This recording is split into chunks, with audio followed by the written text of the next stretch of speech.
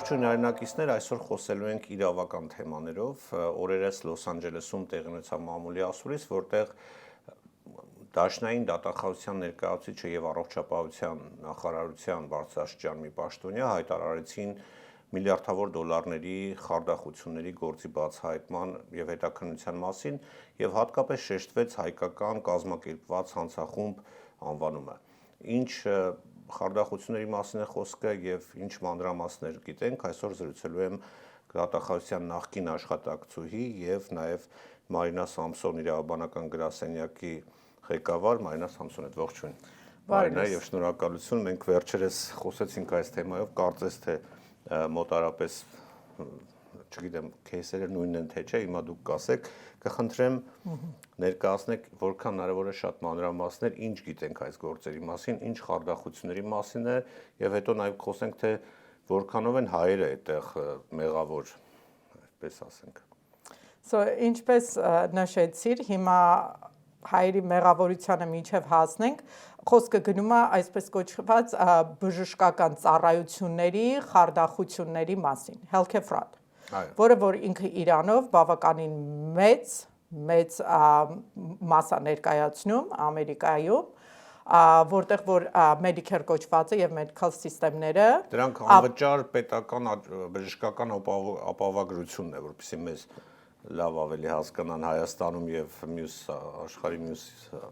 ծայրերում բնակվող եւ մեզ դիտող հայրենակիցները, դա անվճար ապահովագրություն է բժշկական։ Այո, ծառայությունները, որը որ գալիս է նահանգային եւ ֆեդերալ պետական հիմնարկների կողմից, որտեղ որ մարդիկ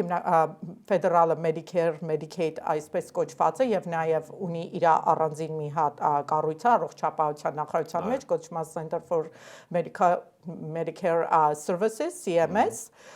եւ ինքը ունի իր administrator-ը, որի մասին խոսենք, մի փոքր դոկտորոզը, որը որ հաճախեց Լոս Անջելես, ինքը իրանով եւ տվեց press conference։ Ազգությամբ թուրք դրա մասն է խոսենք։ Մի փոքր խոսենք իր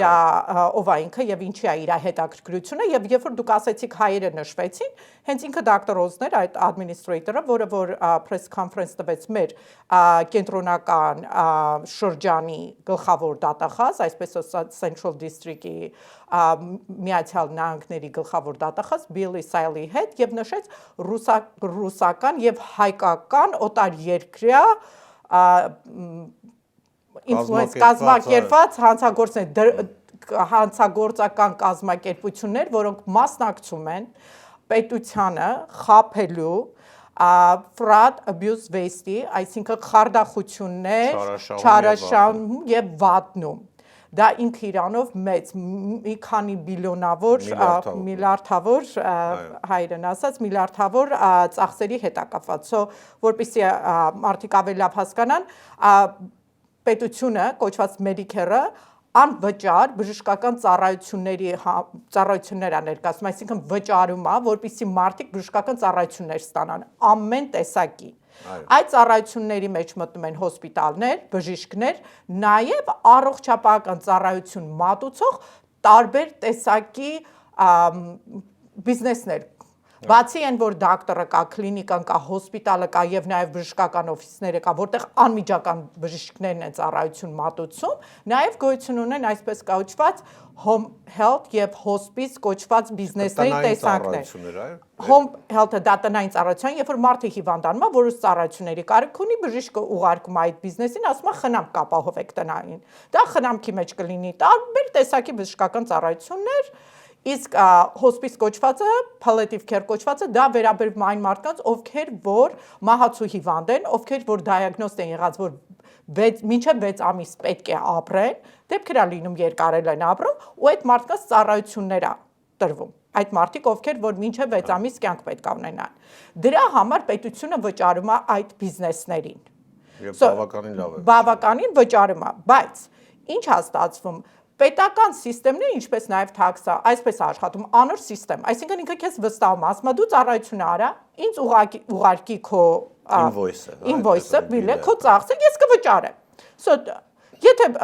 դա ներգրավում է տարբեր տեսակի մարդիկ այդ բիզնեսը ունի management, բիզնեսը ունի բժիշկներ, նրսեր, տարբեր տեսակի բժշկական աշխատողներ եւ նաեւ դրա մեծ մասը կազմում են patient-ներ, այսինքն ծառայություններից օգտվողները։ Այո։ Ինչ ա լինում։ Այդ ընթացքում, քանի որ պետությունը վճարում է դրա համար, ինքը նաև ռեգուլեյտ անում, ինքը իր մեջ ունի քաղաքացիական եւ քրեական պատասխանատվություն։ Բայց քանի որ ինքը իրանով բավականին կոմպլեքս հայբրիդային մեծ սիստեմն է ներգրավելով իր մեջ նահանգային, ֆեդերալ տարբեր, այսպես ասած, հետևողական մարմիններ, տարբեր կողմերից կարծեմ, բայց ինքը complexity ունի իր մեջ, որ մարդիկ երբեմն անգամ չեն էլ գիտակցում, որ իրանք արդեն ոչ թե միայն քաղաքացիական, այսպես ասած, հետևանքների են ենթարկվելու պենալտիների, բիզնեսները փակվելու, պատասխանատվություն, նաև քրեական։ Օրինակի համար գոյություն ունի տարբեր ակտեր, Starcard, healthcare fraud-ը prevent անելու կամ anti-kickback, որը որ կաշառք չպետք տաս։ Օրինակ մարդիկ չեն հասկանում, որ նվերը մեկը մյուսին նվեր տալը, որպիսի օրինակ առողջապահական ծառայությունից օգտվող պացիենտին գնալ ասել, օքեյ, ես քեզ նվեր կբերեմ կամ քարտ կբերեմ, ուտելիք կբերեմ, միգուցե դու հիվանդ ես, քեզ ծառայություն ա հասնում։ Ու բժիշկը դա certify անում, այսինքն գրանցում է ու դա գնում է պետությունը դրա համար վճարում է, դա կարա լինի, որ տվյալ բիզնեսը, որը որ ծառայությունը տալիս է, որևիցե տեսակի բիզնես, դա կլինի ապահովագրության հետ կապված բիզնեսներ, դա կլինի տնային ծառայություններ եւ նա կլինի նաեւ բժշկական գործիքներ տրամադրել, medical supplement։ Այդ նման հանցագործությունները։ Պատիժները շատ տարբեր են։ Այսօրվա դրությամբ պատիժը գնում է ավելի կենտրոնացած քրեականի վրա։ Չնայած մենք ունենք նաեւ քաղաքացիական հետևանքներ, այսինքն գալիս է Department of Justice-ի Արդարադատության նախարարության քաղաքացիական բաժինն է investigation-ը անում եւ թիրախավորված նպատակադրված գնում է այդ բիզնեսների հետևից, բայց նաեւ ինքը հասնում է մի մասի, որը որ դառնում է քրեական, այսինքն կաշառք է դա համարվում, anti-kickback, նաեւ healthcare fraud-ը համարվում։ Healthcare fraud-ը իր մեջ ներառում է, երբ որ բժիշկը սխալ է գրում այդ դիագնոզը։ Այո, մենք կարող ենք գնալ կռիվ անել, ասել դիագնոզը մոտիկ է, second opinion, but նորից պետական մասնագետները նստում են նայում։ Նման ծառայության կարիք չունի, բայց գրում են ունի, որպեսզի գումարներ պետությունից գանձեն, այդպես կարող ենք ասել։ Այսինքն մի քանի տեսակ։ Մարդը ծառայության կարիքը չունի, բայց բժիշկը ասում է ունի, եւ այդ մարդուն ծառայություններ են մատուցում, երբեմն չեն էլ մատուցում։ Կամ դեղեր են նշանակում, բժշկական գործիքներ բոլորը դեղատուներն են դրա մեջ ներգրաված, դրա մեջ ներգրաված են բժշկական գործիքներ տրամադրվող կամպանիները, ամեն տեսակի մասնագիտություն մեջը կա։ Ես իդեպ որոշ շրջան այդպես տրանսպորտով ենք զբաղվել։ Բժշկական տրանսպորտով։ Բիզնես, այո։ Ուրեմն այդպիսի այս օրինակը բերեմ, որպեսզի ավելի պարզ լինի։ Կար մի այդպես patient ունենք, որը որ ամեն շաբաթը 3 անգամ գնում էր նույն ժամին իր տնից դիալեզարան եւ հետ։ Հետո այս մի օր մեր վարորդը ասաց, որ մահացել է։ Գնացել էր pick-up անելու, ասել էր մահացել էր։ Ուրեմն մենք իհարկե cancel արեցինք, որպեսզի բայց ինշորանսը շարունակում էր 2-3 ամիս դեռ շարունակում էր ուղարկել պատվերը, որ գնացեք այս մարդուն տարեք։ Մենք ասում ենք մահացել է, ասում ենք, բայց կարող էին ուրիշները, օրինակ կարող են նորից գրել, թե գնացել են, տարել են, բերել են եւ այլն։ Այսինքն արդյոք եւ այդ ժամանակ ֆրոդը, ասենք, դրանց խարդախությունը կարող էր ներգրավել ոչ միայն տրանսպորտը, այլ նաեւ բժիշկը, դիալեզարանը, կլինիկան, այսինքն բոլորը ներառված կարող են լինել այդ ֆրոդի մեջ եւ պայմանավորված։ Սրա մասին է խոսքը արդյոք։ Այո, դա մի կոմպոնենտն է, շատ ավելի ինքը հիմիկվա այս ծառայությունները, որ մատուցվում է հոսպիս հոմքերները, իրանք շատ ավելի կենտրոնացած են ծառայությունների վրա, բայց ինչ է լինում,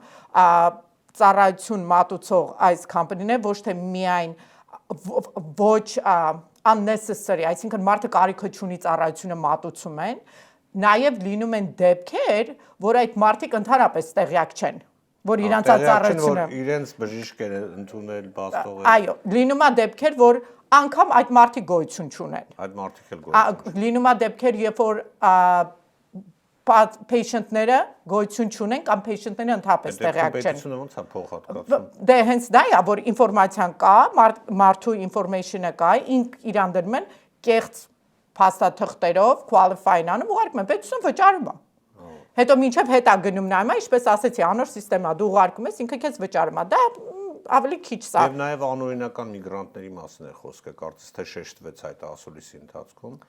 Այո։ Մարդիկ, որոնք իրավունք չունեն նման ծառայություններից օգտվելու, բայց օգտվել են, պետությունն էլ վճարել է դրա համար։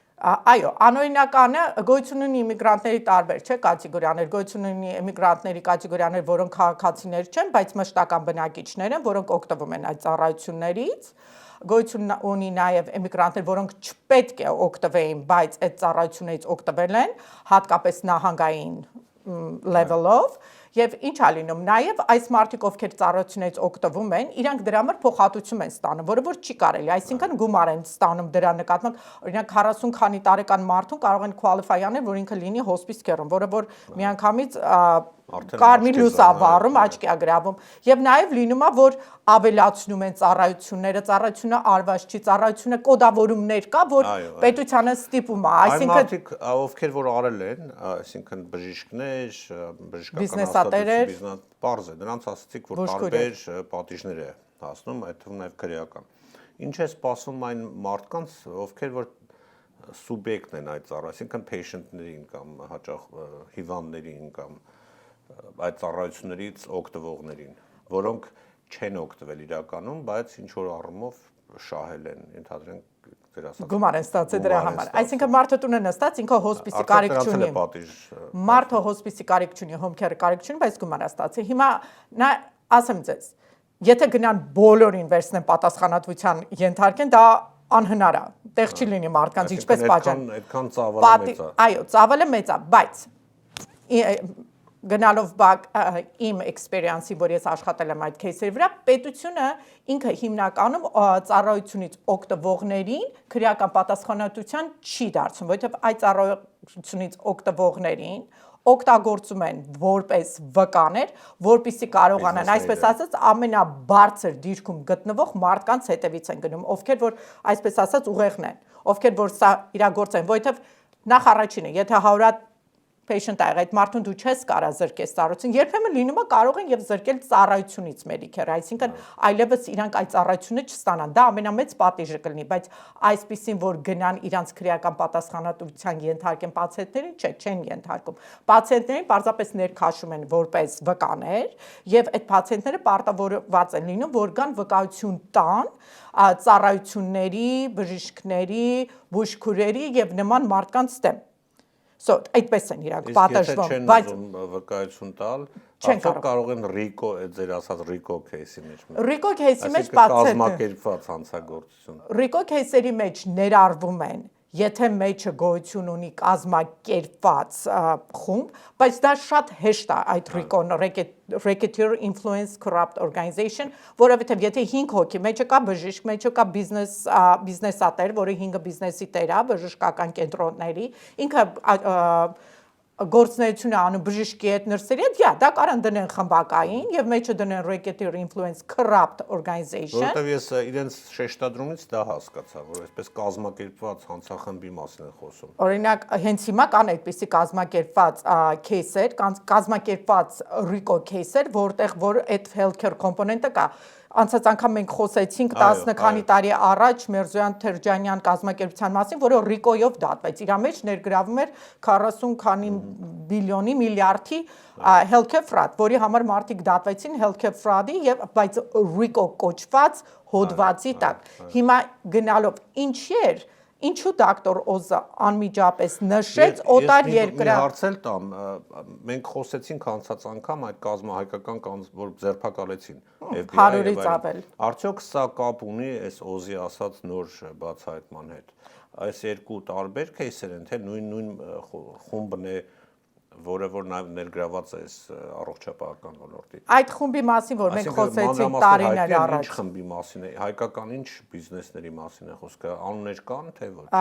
Հայկական, այսպես ասեմ, երբ որ պետությունը աշխատում է այս кейսերը, 5 кейսերը իրանցը գալիս են գնում են։ Նայած պետությունը ինչ ուղղությամբ է տանում իրապետական քաղաքականությունը։ Այսօր պետության թիրախը դարձել են էմիգրանտները, ֆրադ кейսերը, այսինքն Թրամփ իր ադմինիստրացիան մեծարում է դրանով, որ ես մեր պետությանը վնաս տվող էմիգրանտների հետևից եմ գնում։ Եվ Դժբախտաբար հիմնականում խարդախությունների մեջ ներգրավված են լինում էմիգրանտներ, որոնք գալիս են, օրենքը չեն հասկանում, օրինակի համար healthcare regulation-ը շատ կոմպլեքս օրենք է, որ բժիշկները սովորում են, բայց բժիշկների մեծամասնությունն էլ չի գիտակցում։ Հələ դրան մի հատ ավելացրեք էմիգրանտներին, բիզնեսներին եւ patient-ներին։ Իրանք չեն գիտակցում, որ խստությունը սրա ինչքան է որ մի օր գալու են իրենց որ մի օր գալու է հիմա պետությունը ինքը collect անում այսպես ասած ինֆորմացիա intelligence gathering երբ որ մենք մասնակցում ենք այս միտինգներին մենակ 21-22 թվականին երբ որ FBI-ը եւ այդ task force կոչվածը HIT-ա կոչվում ինքը որ բոլոր առողջապահության նախարարությունից FBI-ից հարկայինից եւ մնացած ուրիշ օրգանիզացիաներից իրանք խումբ են task force են կազմում եւ սկսում են աշխատել այդ ժամանակ երբ որ իրանք աշխատում են այս кейսերի վրա գալիս է նստում է Վաշինգտոնից անց որը որ intelligent analyst այսինքն ինքը հավաքում է ամբողջական ինֆորմացիան այդ միտինգների ժամանակ որտեղ որ քննարկվում են քրեական գործունեությամբ զբաղվող մարդիկ օտար երկա քաղաքացիներ, ներքին երկրի քաղաքացիներ եւ ես հետաքրքիր է օրինակը բերեմ քեյսի համար նստած էինք դատարանում խոսեցի մի հատ federal agent-ի հետ որը որ հայ է աշխատում առողջապահական նախարարությունում որը որ ինքն էլ է special agent so ինքը պատմեց ասեց Հայաստանից նոր ենք վերադարձել Միսայով էին գնացել, ասեց, չես պատկերացնի, արդեն կաֆեներում նստած հոմքեր հոսպիսից են խոսում եւ ինքը սկսեց ծիծաղել։ Դեռ չեկած ասեց գիտեց, պատմում էր ինքը, բայց դա federal agent-ի մասին է խոսքը, դուք հասկանում եք ինֆորմացիան։ Եվ այդ ինֆորմացիան հավաքվում է,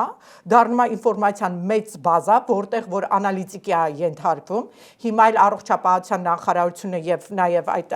CMS կոչվածը Center for Medical Services contract արել private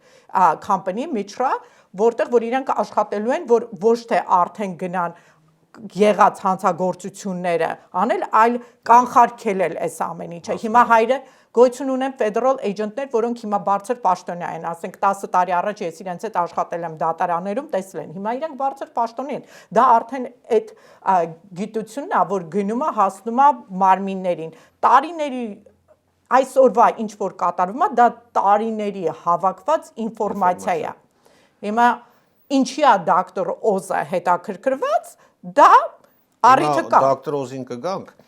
ուրեմն որքան հասկացա Թրամփի ադմինիստրացիան ստեղծել է նաև ինչ որ մի այսպես commission, հա, կոչվում է բանը Federal Fraud Commission, այսինքն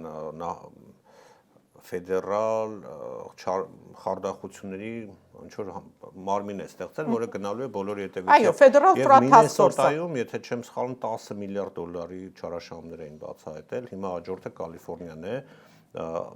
դա հանդիպում է դեմոկրատ նահանգներում, ինչպես հասկանում ենք,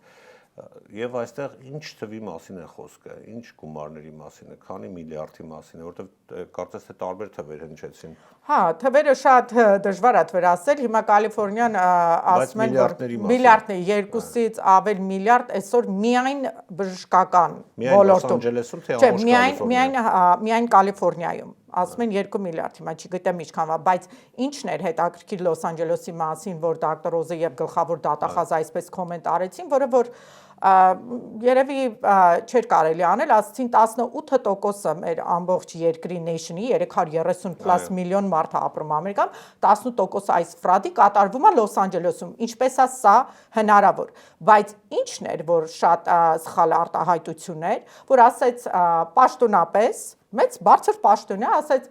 այս ֆրադները Լոս Անջելեսում որոշ էթնիկ խմբեր գործում են, որը որ աջակցվում է օտար երկրյա ազդեցությամբ, այսինքն ռուսներ եւ Russians and Armenians։ Հիմա այդ 18%-ը լրիվ ռուսահայկական ինչ որ ազդեցության տակ ընկած բիզնեսներն են, թե Լոս Անջելեսը 10+ միլիոն բնակչություն ունի, կան չինական խմբեր, որ զբաղվում են նույն բժշկական հրեական, այսպես տարբեր, այսինքն ինչի անմիջական ռուսներ եւ հայեր են նշում, դա սխալ է, այո, հայերը առիթ տվել են, հիմա եթե Գլենդելում 4-5 տարի նստած այդ կոչված HIT task force-ը, agent-ը գալիս ասում է, խնդրեմ, բժշկական գործունեության մեջ կան, բժշկական բիզնեսներ ունեն, 22 տարեկան երեխաները քշում են Rolls-Royce-ներ, բայց ստանում են մեդիկալ։ Անմիջական խոսակցություն եմ ունեցել գլխավոր, ասենք, special agent-ի հետ։ Եվ դա եղել է 21, 22, 23 թվականից ինֆորմացիան հավաքվում է, գնում հասնում է որտեղ որ անալիզը արվում եւ մի օր հասնում է բարձր պաշտոնյայի առաջ, որը որ գնացել է հասել է իր նպատակին արդեն, այս երկար տարիների ինֆորմացիան։ Այն ժամանակ 10 քանի տարի առաջ եղան խմբեր, բայց դրանք ոնց որ այսպես ասած իրանց պետությունը եկավ իր գործ արեց, արցմարքան դատվեցին, որոշները դեպորտացիայի ենթարկվեցին, ինչ որ ձևով խախանվեց։ Հիմա սա տարբեր ուղղությամբ է օգտագործվում։ Առիթը տվել են հայերը, տվել են։ Այսինքն աչք ծակող այդ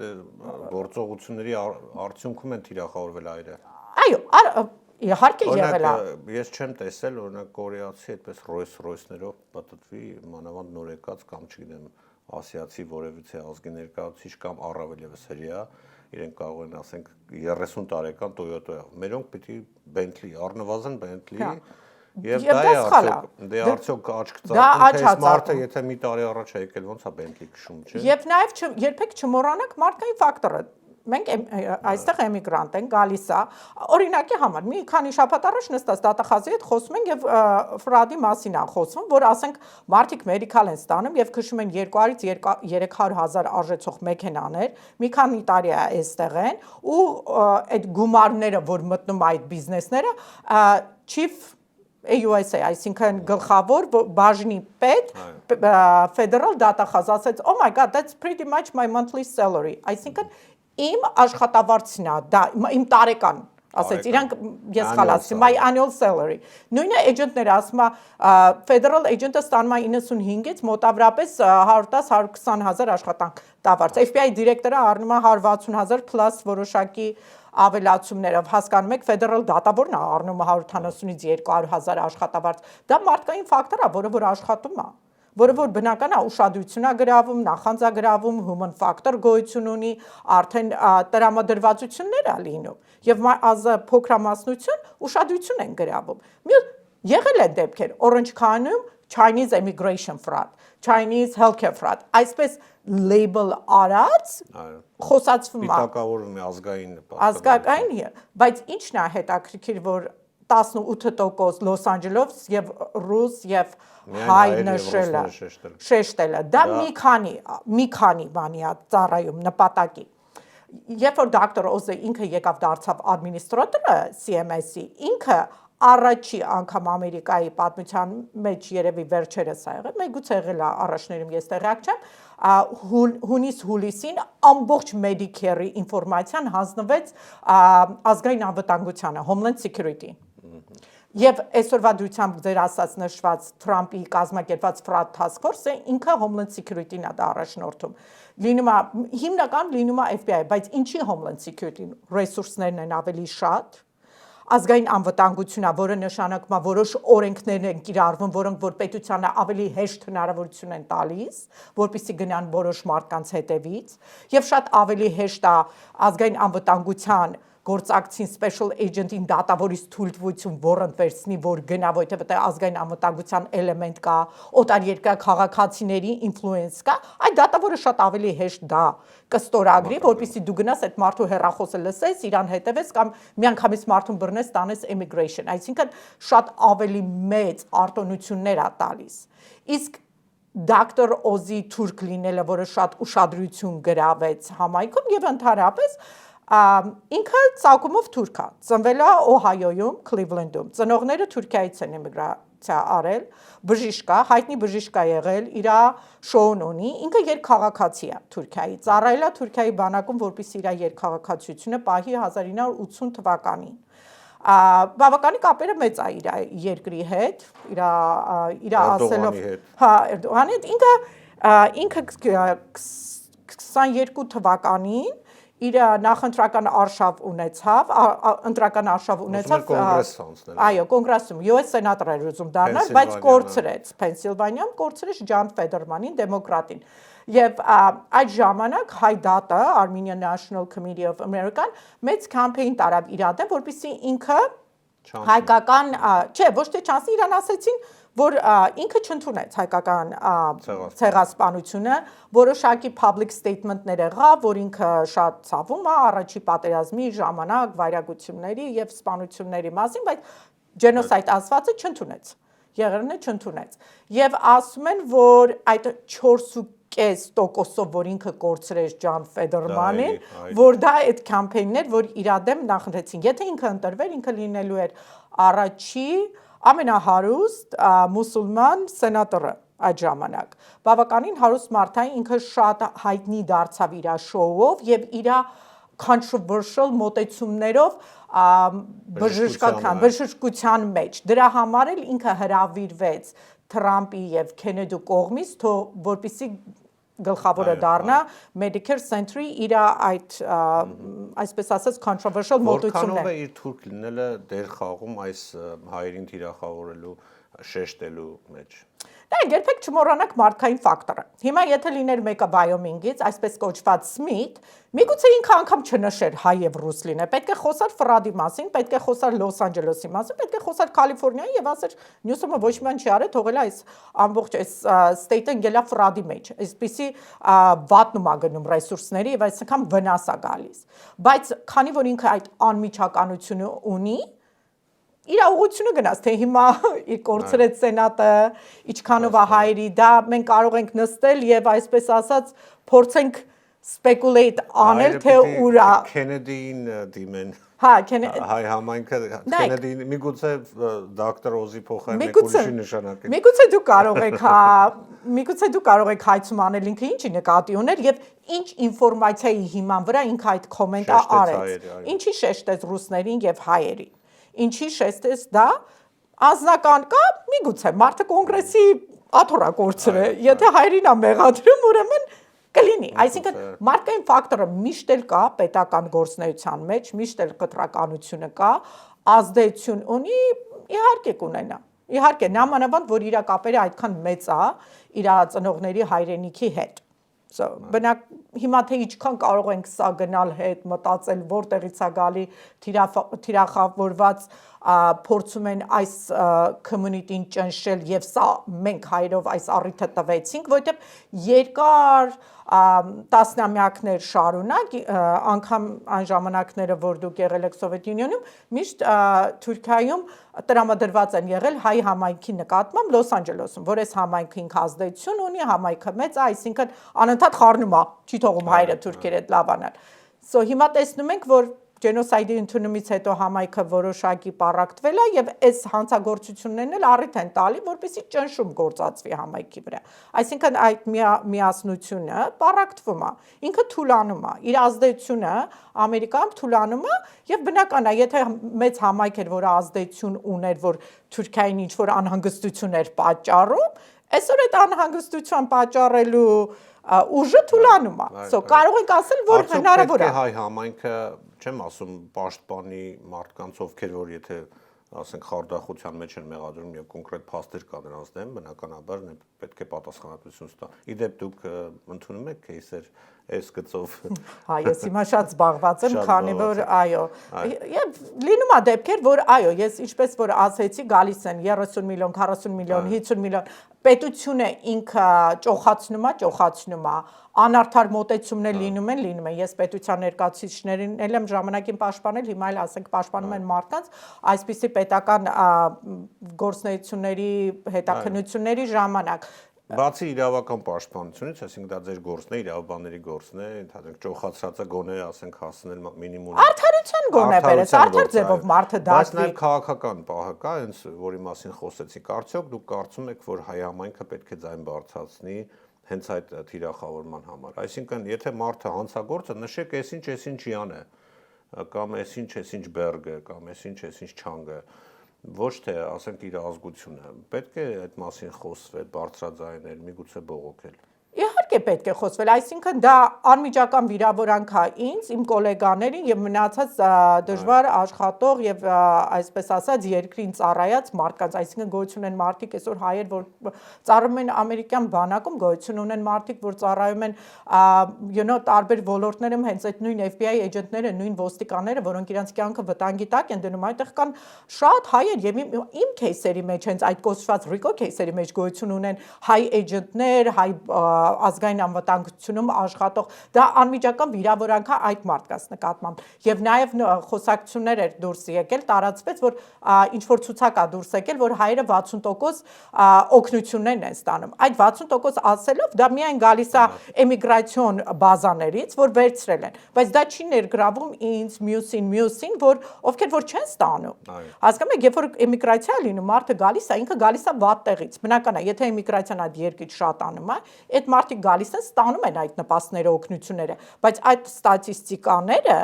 դրանք անմիջական վերցնել ասել 60%-ը ստանում են, դա այդպես չի, նախ որտեղից է դա գալի, ինչ հիմքերով է դա արված, այսինքն եթե մարդը փախնում է պատերազմական գոտիից կամ որոշակի օրինակ Ղարաբաղից հետո եկած մարդիկ, բնական է եկել են դիմել են էմիգրացիոն, որոշակի նպաստներ պետքա ստանան, մինչև ոտքի կանգնեն։ Դրանից հետո այդ մարդիկ դուրս են գալի այդտեղից, գնում են, սովորում են, աշխատում են, իրանց հարկերը մուծում են։ Այսինքն այդ մարդիկ, իմ ու քո նման մարդիկ այդ ստատիստիկայի մեջ չեն մտնում։ Շատ շնորհակալ եմ Մարինա այդ արդյունքի զրույցի համար, ինչպես ասում են, այս խմորը շատ ջուր է քաշելու եւ կարծում եմ, որ մենք առաջիկայում էլի զրուցենք նոր փաստեր, հանգամանքներ ի հայտ գալու դեպքում։ Շնորհակալ եմ։ Այո, խնդրեմ։ Շնորհակալություն հրավերի համար։ Նաև ձեզ շնորհակալություն մեզ հետևելու համար, սիրելի դիտողներ, կհանդիպենք։